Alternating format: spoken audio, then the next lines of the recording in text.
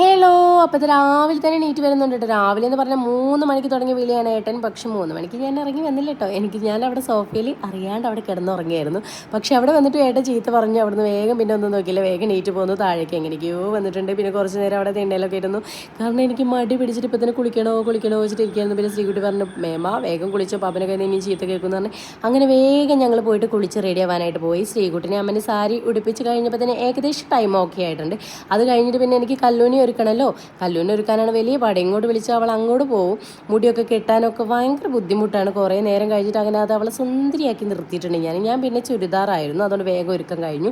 അങ്ങനെ ഞങ്ങൾ വേഗം കാറിലേക്ക് വന്നു. കാറിൽ വന്നപ്പോൾ നന്നായിട്ട് ചീത്ത കേട്ടു. വേറെ ഒന്നുമില്ല, നേരത്തെ ഇറങ്ങുകയായിരുന്നെങ്കിൽ ഞാൻ ഉള്ളിൽ കയറി തൊഴാന്ന് പറഞ്ഞതായിരുന്നു. ഇനി അതൊന്നും പറ്റില്ല എന്ന് ഏട്ടൻ പറയുമായിരുന്നു. അപ്പം ഞാൻ പറഞ്ഞു അതെന്തായാലും നടക്കില്ല. കാരണം ഇപ്പോൾ എല്ലാവർക്കും ലീവുള്ള സമയമല്ലേ, നല്ല തിരക്കായിരിക്കും. പിന്നെ കല്ലൂനേറ്റൊന്നും നടക്കില്ല, അവൾ ക്യൂവിൽ നിൽക്കുമ്പോൾ കരയും. അപ്പോൾ പിന്നെ ഉള്ളിൽ കയറി തൊഴിൽ നടക്കില്ല എന്ന് പറഞ്ഞു. അങ്ങനെ അതൊക്കെ ചർച്ച ചെയ്ത് ഞങ്ങൾ ഇങ്ങനെ പോരുമായിരുന്നു. അങ്ങനെ പോകുന്ന അവിടെ എത്തിയപ്പോൾ ശരിയായിരുന്നു കേട്ടോ, നല്ല തിരക്കായിരുന്നു കേട്ടോ. നല്ല തിരക്ക് പറഞ്ഞാൽ നല്ല തിരക്കായിരുന്നു. അങ്ങനെ ഞങ്ങൾ അവിടെ എത്തിയിട്ട് പിന്നെ ചെരുപ്പ്, ബാഗ് ഇതെല്ലാം അവിടെ കൊടുക്കണമല്ലോ. അങ്ങനെ അതൊക്കെ കൊടുത്തിട്ട് ഞങ്ങൾ ഉള്ളിൽ കയറിയിട്ട് തൊഴുത് ഇറങ്ങാൻ നേരത്ത് ഞങ്ങൾ പ്രസാദം വാങ്ങിക്കുമ്പോൾ അവിടെ വരെ നല്ല തിരക്കായിരുന്നു. മോന് നല്ല ചവിട്ടൊക്കെ കിട്ടിയിട്ട് അവൻ കരയായിരുന്നു കേട്ടോ.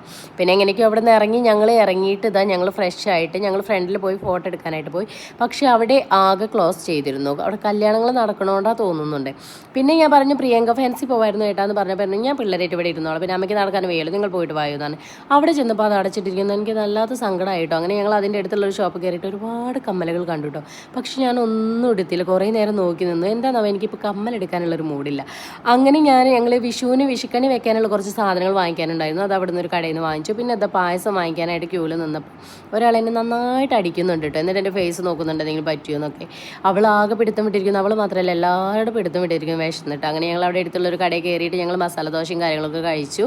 അത് കഴിച്ചു ഞങ്ങൾ നേരെ പിന്നെ പോകുന്നു. അത്രയുള്ള വീഡിയോ ഇഷ്ടപ്പെട്ടാൽ സബ്സ്ക്രൈബ് ചെയ്യുക, ലൈക്ക് ചെയ്യുക, ഷെയർ ചെയ്യുക, കമൻറ്റ് ചെയ്യുക. താങ്ക്